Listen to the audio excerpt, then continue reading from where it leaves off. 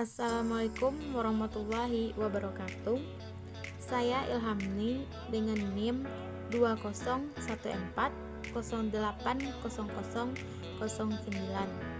jurusan Tadris IPA Fisika, Fakultas Tarbiyah dan Keguruan, UIN Imam Bonjol Padang. Video ini bertujuan untuk memenuhi tugas ujian akhir semester mata kuliah Biologi Umum dengan dosen pengampu Ibu Dr. Milyasari, SPD, MSI. 1. Menjelaskan perbedaan teori evolusi berdasarkan pandangan Darwin, Lamarck, dan Weismann.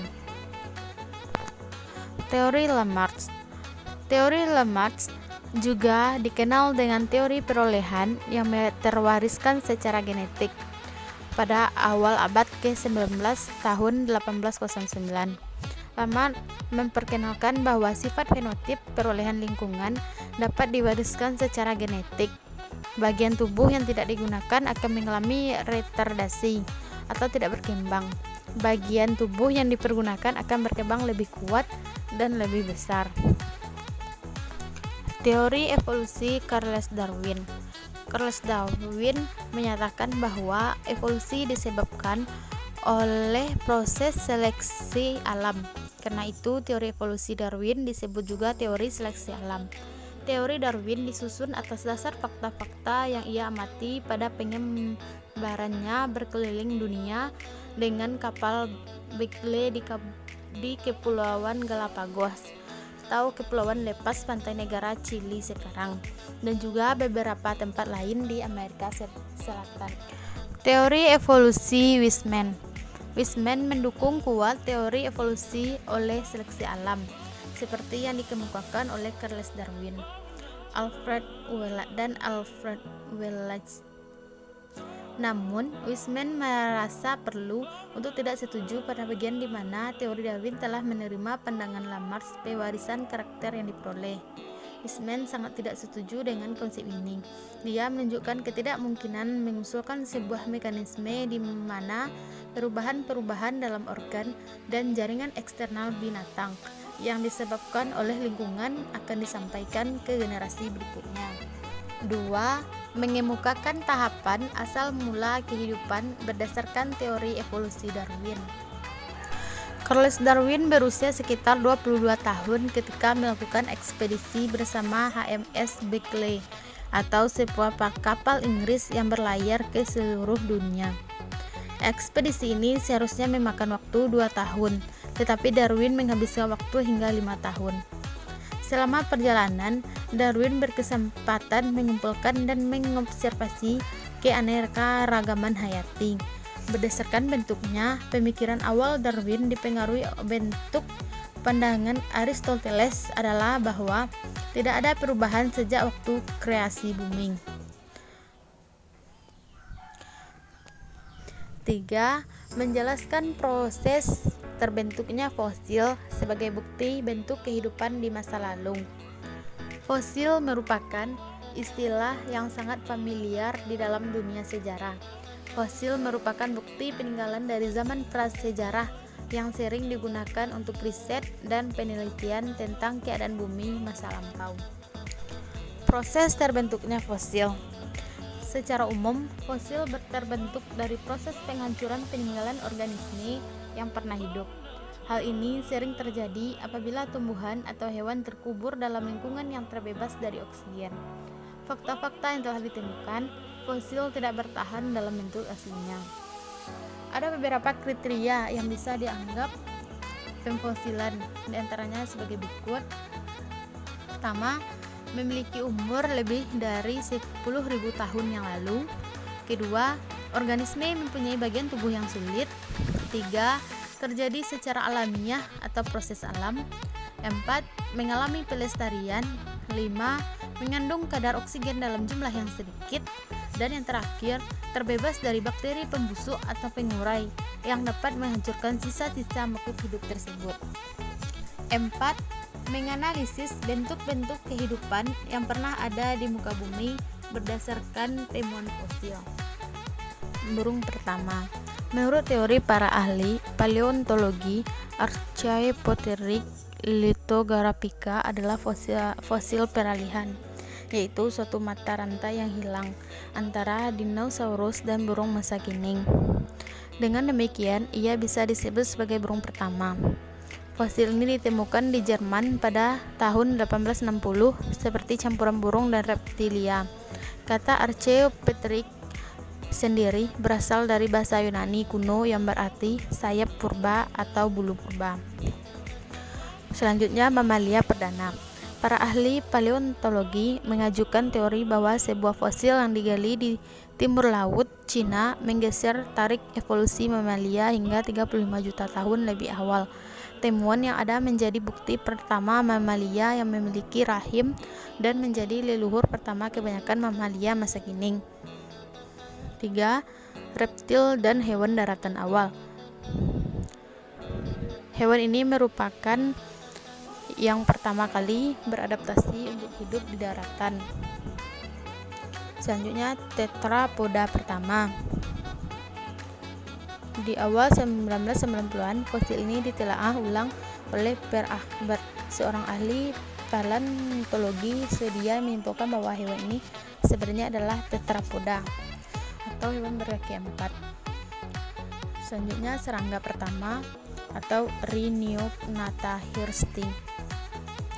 Fosil ini ditemukan di luar Aberdeen, Skotlandia dalam bentuk serangga bersayap berusia 400 juta tahun. Selanjutnya, ikan pertama dengan rahang. Sekitar 300 juta tahun lalu, sebagian besar wilayah Ohio Timur laut ditutupi oleh laut subtropis dalam daratan dengan berbagai jenis kehidupan. Pemangsa tertua, terbesar, dan terganas pada masa Devonian adalah Dunkleosteus sterili. Selanjutnya, tanaman darat pertama yaitu Cryptospora lumut. Tanaman darat yang dikenal sebagai yang pertama adalah lumut hati. Evolusi tanaman darat pun harus tergeser mundur 10 juta tahun sehingga menjadi bertarik 472 tahun dengan adanya temuan tanaman darat pertama di Argentina tersebut.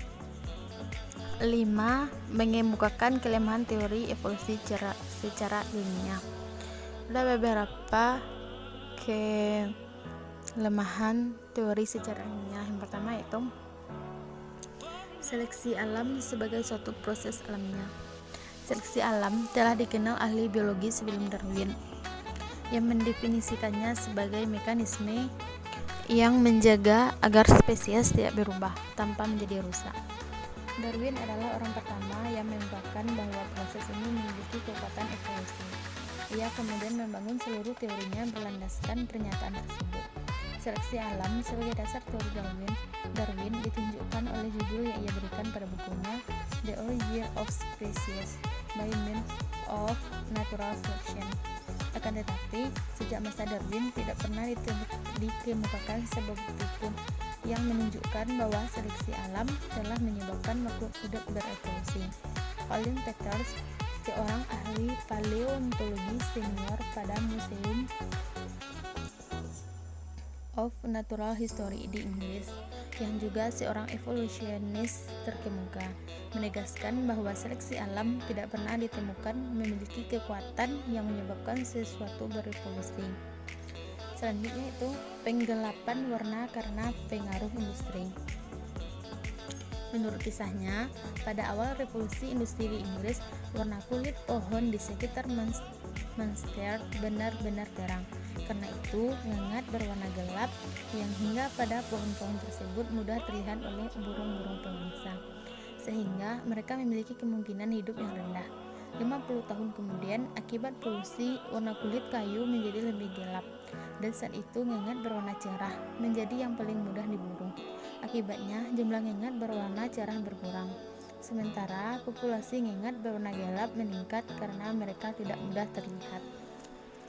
6. Menjelaskan 3 rekayasa yang dilakukan oleh pendukung teori evolusi Darwin. 1.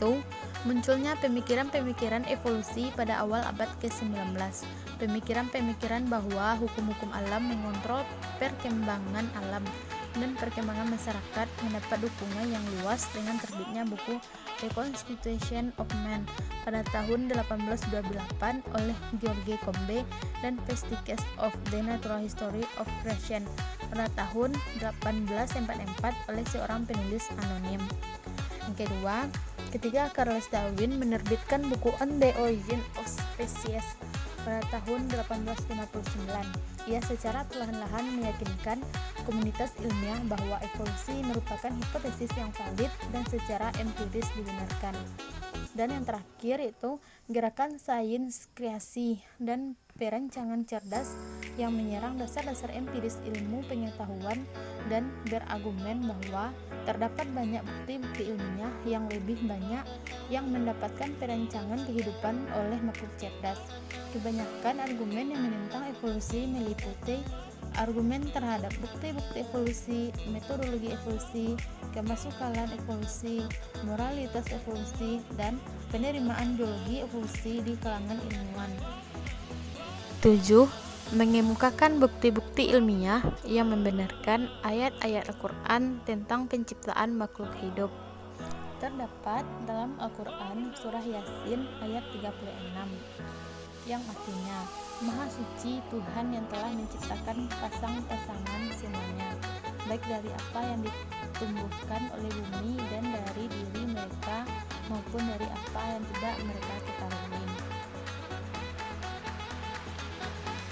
Itu ilmuwan Inggris Paul Dirac dianugerahi hadiah Nobel di bidang fisika melalui temuannya yang disebut tarik. Penemuan itu mengungkapkan bahwa materi diciptakan berpasangan dengan lawan jenisnya. Fakta ini ia ungkapkan dalam sebuah sumber ilmiah. Setiap partikel memiliki antipartikel dengan muatan yang berlawanan dan hubungan ketidakpastian mengatakan kepada kita bahwa penciptaan berpasangan dan pemusnahan berpasangan terjadi di dalam vakum di setiap saat, di setiap tempat, jelasnya. Sebelum Paul Dirac menemukan fakta ini, Al-Quran yang